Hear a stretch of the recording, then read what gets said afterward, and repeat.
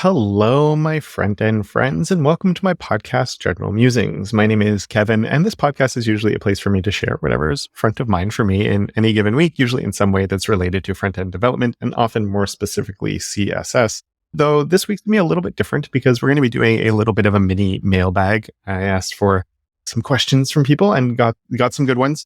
So we're going to be going over the questions that we got. A few of them are actually related to some things I've been talking about recently. So those will make for some nice follow-ups.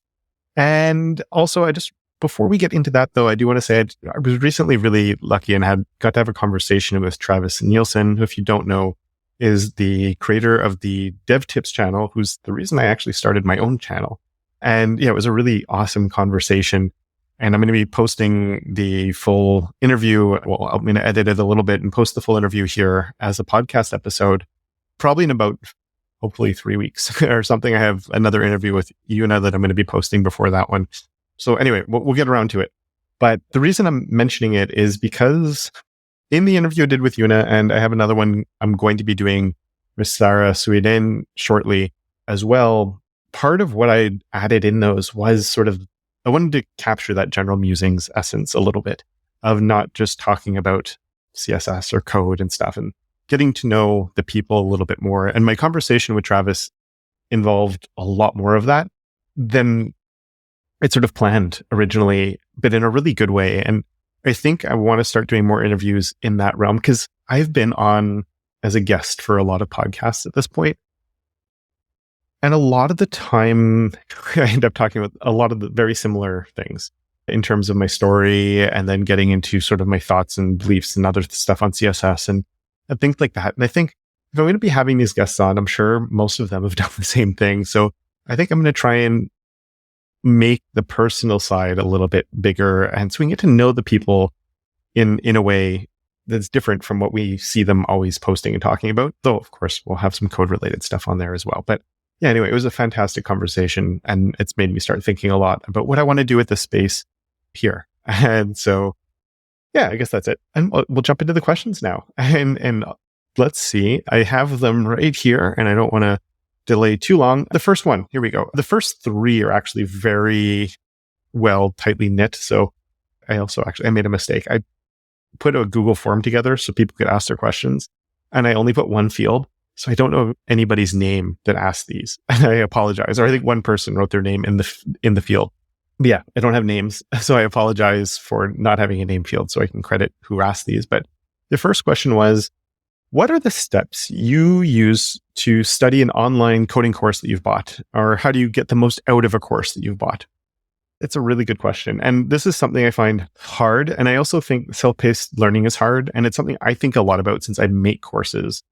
And I want to make sure my students get the most out of them. And that's not easy to do. I think one of the pieces of advice that I give, and I know it sounds silly, but it's putting time on your calendar dedicated to when you're going to be learning.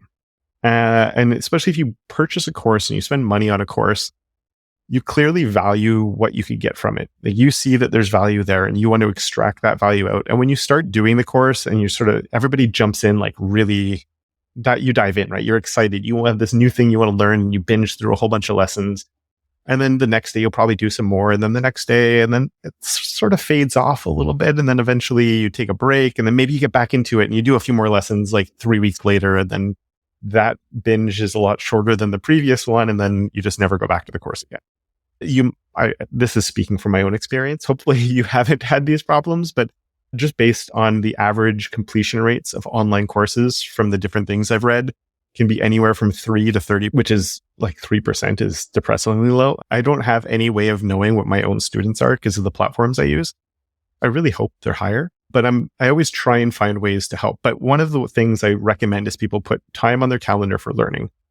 And the reason I say that is I think people underutilize their calendars. The more stuff I have on mine, the more I do, but I try and keep it important. Like I've seen Ali Abdaal stuff where he has it's everything is there. And I feel like anxiety looking at his calendar whenever he shows it on screen, just because there's not a minute that's not accounted for. Maybe that's good. Maybe that's the right way to do it. I like putting things on my calendar that I know I need to do So I have that time blocked off, and I know I won't accidentally put a meeting during that time. I won't do other stuff. And when I get to that, I'm going to do that. And so for me, when I'm doing a course or something like that, or trying to learn a new subject, having that on my calendar is important for me. The advantage with that too is that also means when you finish the course, if you're able to, you can leave that time on the calendar, which can be really useful because then you can just keep on keeping that block of time for learning. And the other thing with that is make sure you put it to a realistic amount of time, because I think the same idea that we can jump in and overdo it early on and then fade away from a course. If you overcommit, you're not going to do it. So find something that works with your schedule. Maybe it's 30 minutes every 3 days. Maybe it's 6 hours a day. It depends completely on your responsibilities and your lifestyle and everything else you have going on in your life. But you need to find something you can do that you can do sustainably for a long period of time, and then find what you think would work. And you can adjust it, obviously, but do be realistic about it. The other thing is just a lot of practice. Don't just follow a course by going through the lessons. Make sure you're actually doing the things that the course is teaching you. Make sure you're not copy pasting, you're writing code.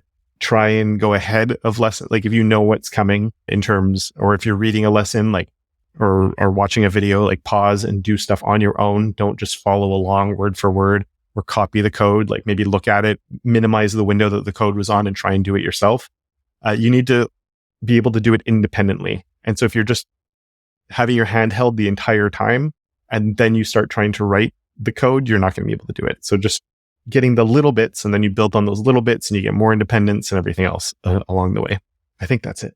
I could go on this for a long time, but we have other questions that we want to answer. So the next one, hi Kev, can you highlight the importance of showing up every day in order to master CSS? Will the method of showing up regularly pay off? I think this goes into what we were just talking about. We're having some like time to work on things will definitely help you get better at it. The more you're practicing, the more you're doing, the better at something you will get. I do think that there's different approaches you can use. So like you could show up every day for 6 months and the guy next to you could show, or you clone yourself. So it's the exact same person. You have you and your clone. Both of you show up for 1 hour a day, every day for 6 months. Depending on the method and the ways that you're trying to master the subject, one of you or your clone will be much better at it than the other one. And that's just because like we can more effectively use our time. So that I think goes into it as well. Is just like showing up is really important. Without that, then you're never going to get better. But then spending that time wisely, I think also goes a long way. So finding different ways to like multimodal learning is so important. We get stuck in this idea of I'm a visual learner. What are the different ones? Whatever. I prefer video. I prefer written content. You can definitely prefer one form over the other, but there's a lot of benefit from mixing different things.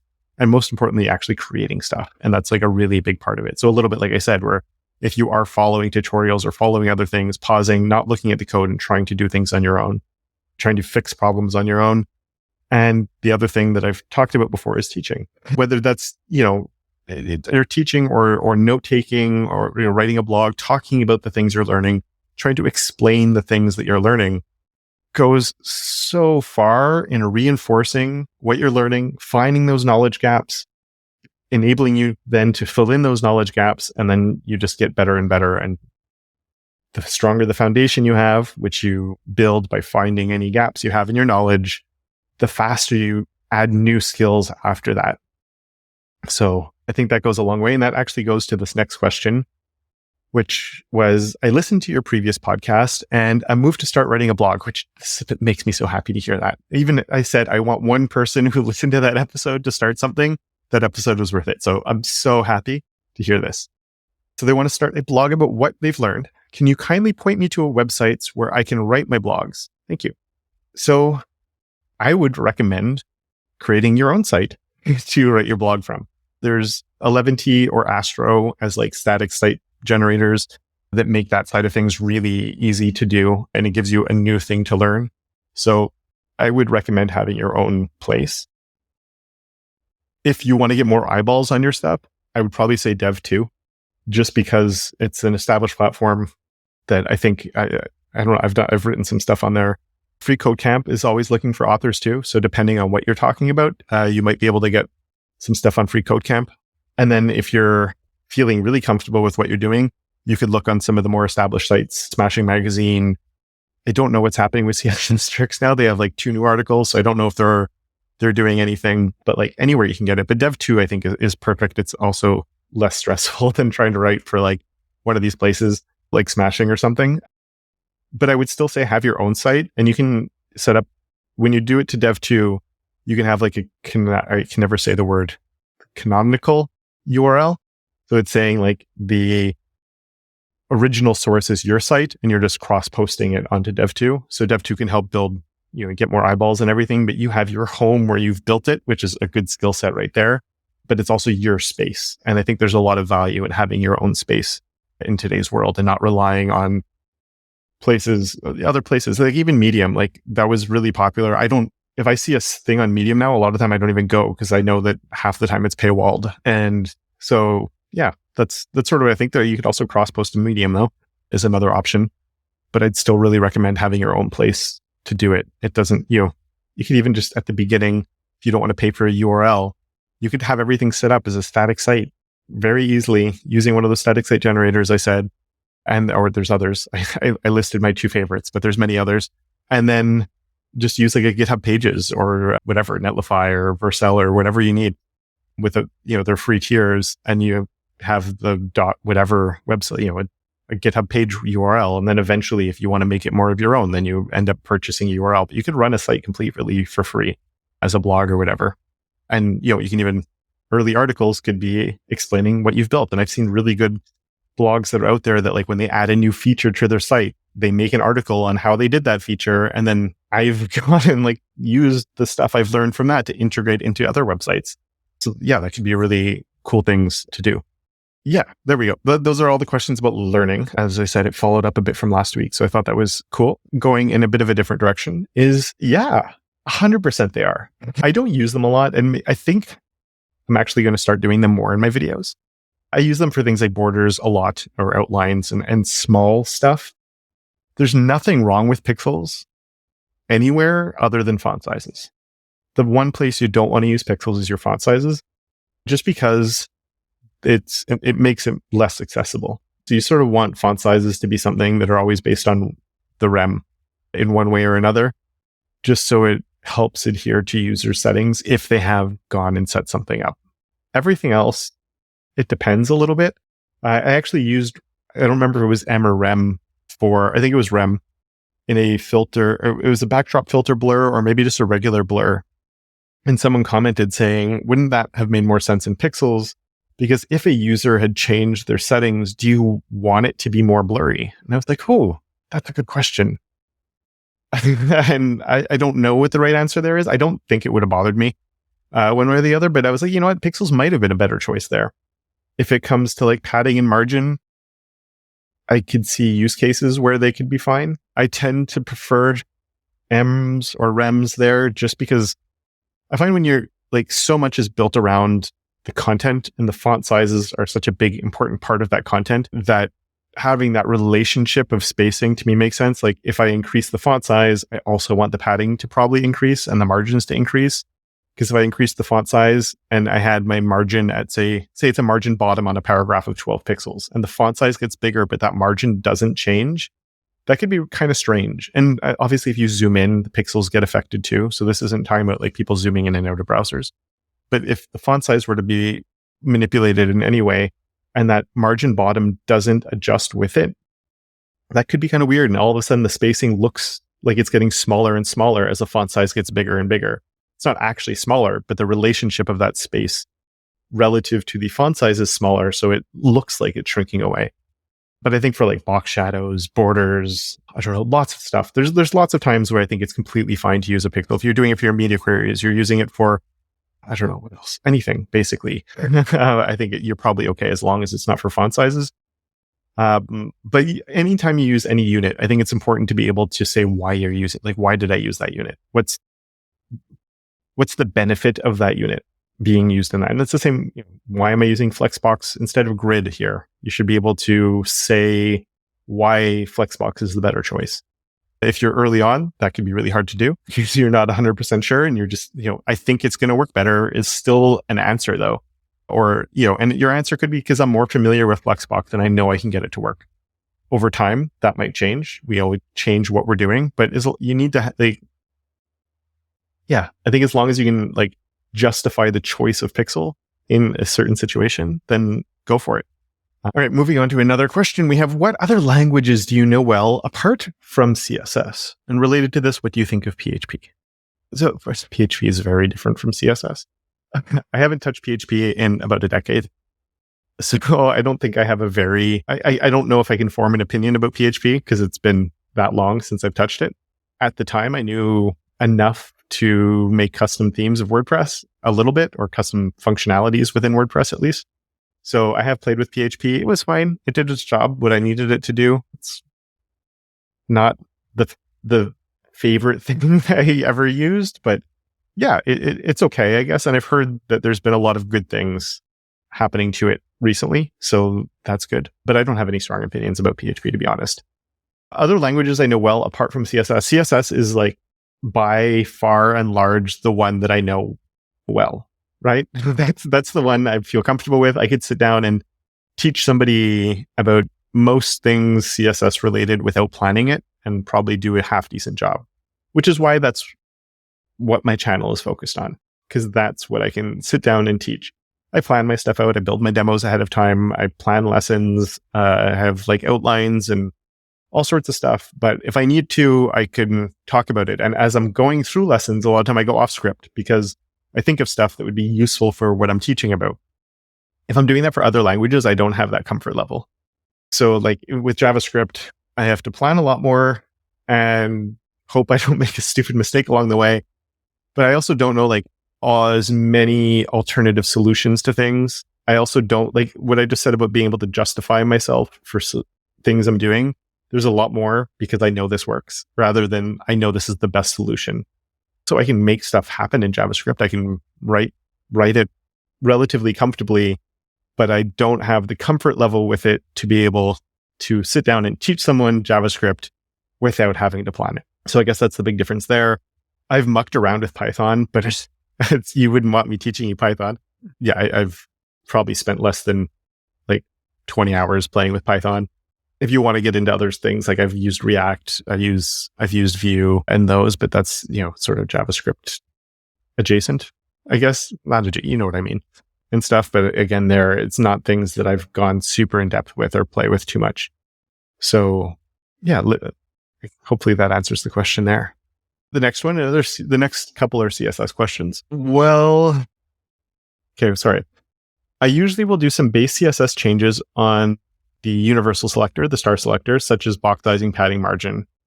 But I've seen some normalized CSS style sheets. They linked to normalize.css. Are these sheets needed, or should I stick with the basics? Does using any pre-made starters like this alter ownership accreditation of the final code? We'll start with that final question. It shouldn't, no. Most of those are at on I think Normalize anyway has the MIT free use license or whatever. When people share their resets, they're freely shared. There's not really a way to copyright that type of CSS, right? It's just maybe 50 lines of code. They've put it out there in the public. It's basically public domain. So I think you never worry about it changing anything when it comes to ownership or accreditation. It could be good to keep a comment in the code if you're using someone else's reset or normalize or whatever you want to call it, just so it's there and you're acknowledging it. But beyond that, don't worry about it. As far as, are they useful? Yes. I know Normalize started as a way of making sure it's less about getting rid of your box or changing the box sizing or getting rid of your padding and margins. It was more about getting all the browsers to behave the same. So back in the day, even I should look now. I haven't looked at this in a while, but font weight. I'm trying to think. Font weight. Okay, if you use the strong tag, it was different in Firefox and in Chrome. And in Safari, Chrome and Safari are the same. They're both, you have Chrome it's WebKit, and then they're a branch of WebKit, right? For their engine, which is escaping me for whatever reason right now, but Chromium, right, is a branch of WebKit. So they're the same. And what it is the strong tag in the user agent styles in Chrome and Safari has a font weight of bold.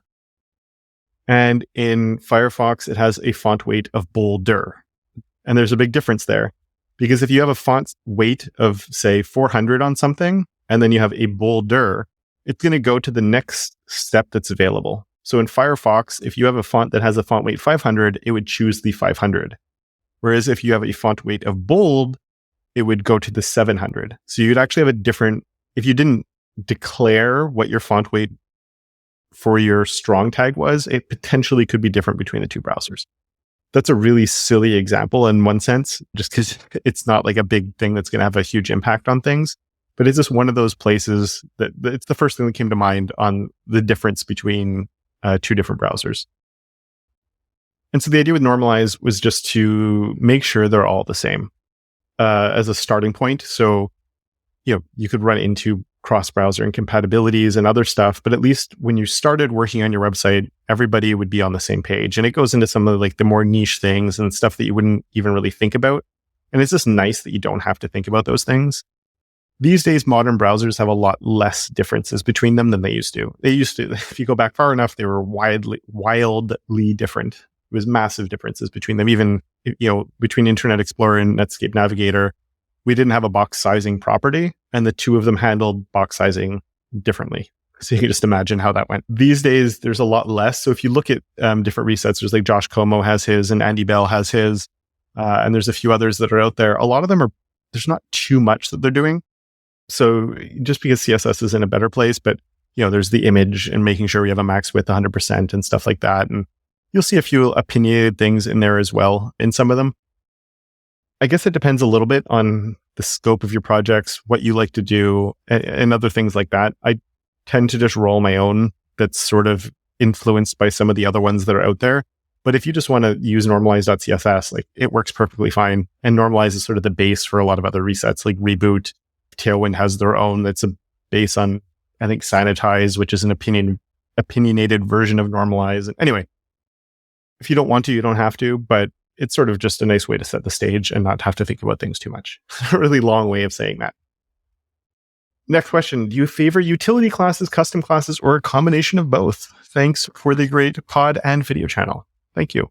I'm glad that you enjoy both of them. I prefer a mix of both. I used to be a really big BEM person, which is just all custom classes. And over time, I started using more and more utility classes, just mixing them in, because I'd be like, well, I don't, this is I don't know if it would be like, I can't think of a good example, but say I needed a space on something, but it was the same space I needed somewhere else and the same space I needed somewhere else. And there's all these different, quote, like blocks. So normally those elements in the blocks would get different selectors on them, but I only needed to change that one thing. And it was the same on all of them. And it was just like the block system felt a little bit too rigid to me.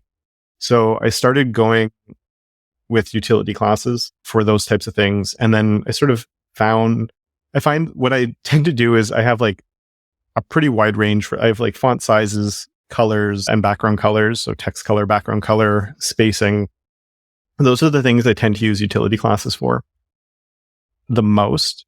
And then if ever I find myself putting more than 3 utility classes on something, I go, you know what, this would make more sense as just making a regular custom class and putting these as properties in there. It makes it, for me, easier to maintain and easier to keep track of and work with. So yeah, that's sort of how I do it.